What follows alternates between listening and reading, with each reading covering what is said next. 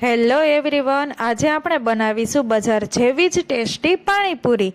તો આજે હું તમને ઘરે ફોદીનાનું તીખું અને મસાલેદાર પાણી અને મસાલો કઈ રીતે બનાવવો તેની રેસીપી બતાવી દઉં છું।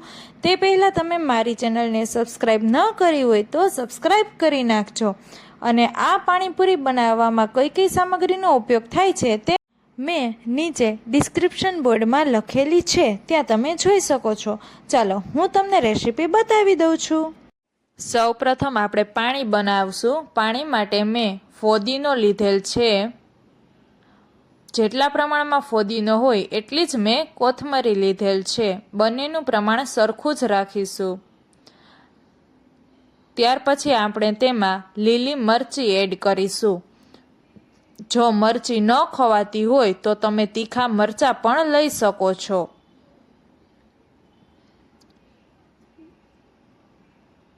ત્યાર પછી આપણે તેમાં એક આદુનો ટુકડો એડ કરીશું, તેને આપણે ખમણી લેશું।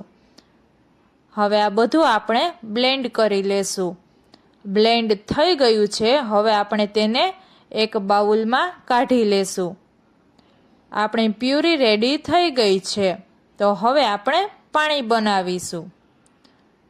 તો પાણી માટે મેં એક બાઉલમાં પાણી લીધેલ છે, તેમાં આપણે બનાવેલી પ્યુરી એડ કરીશું।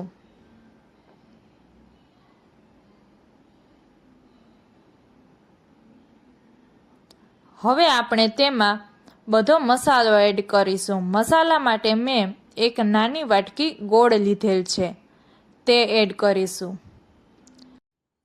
ત્યાર પછી આપણે પાણીપુરી મસાલો લીધેલ છે, તે એડ કરીશું। આ મસાલો આપણે થોડોક જ નાખીશું। પછી તેમાં જલજીરા એડ કરીશું।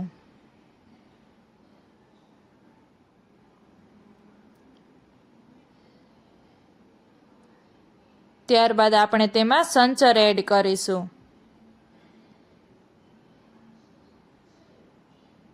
પછી તેમાં એક લીંબુ નીચવી લેશું। આ બધો મસાલો એડ થઈ જાય પછી તેને સારી રીતે મિક્સ કરી દેશું। જ્યાં સુધી ગોળ ન ઓગળે ત્યાં સુધી આપણે મિક્સ કરીશું। અને જો તમે પાણીપુરી મસાલો ન નાખો તો તેની જગ્યાએ તમે જીરા પાવડર પણ નાખી શકો છો, તેનાથી પણ ટેસ્ટ બહુ જ મસ્ત આવે છે। હવે આપણું પાણીપુરીનું પાણી રેડી થઈ ગયું છે, જોઈ શકો છો તમે। હવે આપણો ગોળ સારી રીતે ઓગળી ગયો છે। હવે ગોળની ગાંગળીઓ આવતી નથી, ગોળ સરસ ઓગળી ગયો છે। તો હવે આપણે પાણીપુરીના પાણીને ફ્રીઝરમાં ઠંડુ કરવા માટે મૂકી દેશું। અને હવે આપણે મસાલો બનાવશું। મસાલા માટે મેં બાફેલા બટેકા લીધેલ છે। આ બટેકાની સારી રીતે છાલ ઉતારી લેશું। ત્યારબાદ આપણે બધા બટેકાનો છૂંદો કરી લેશું। છૂંદો થઈ જાય પછી આપણે તેમાં બાફેલા ચણા એડ કરીશું।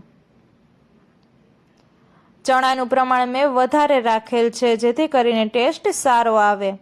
ત્યારબાદ તેમાં કોથમરી એડ કરીશું। પછી આપણે જે પાણીપુરીમાં પાણી માટે જે પ્યુરી બનાવી હતી તે પ્યુરી આપણે 2 ચમચી એડ કરીશું। પછી તેમાં થોડીક અમથી જલજીરા નાખીશું। અને જલજીરા નાખેલ છે એટલે આપણે મીઠાનું પ્રમાણ ઓછું લીધેલ છે, આપણે સ્વાદ અનુસાર મીઠું નાખીશું। આ બધું આપણે સારી રીતે મિક્સ કરી દેશું। જોઈ શકો છો મસાલાનો કલર એકદમ મસ્ત આવી ગયો છે, તો આપણો મસાલો રેડી થઈ ગયો છે। ફ્રેન્ડ, આપણી પાણીપુરી રેડી થઈ ગઈ છે ને એકદમ ઇઝી રીત। તો તમને પાણીપુરીની રેસીપી જોતાં જ તમને પાણીપુરી ખાવાનું મન થઈ ગયું હશે, તો જલ્દી બનાવી લ્યો પાણીપુરી।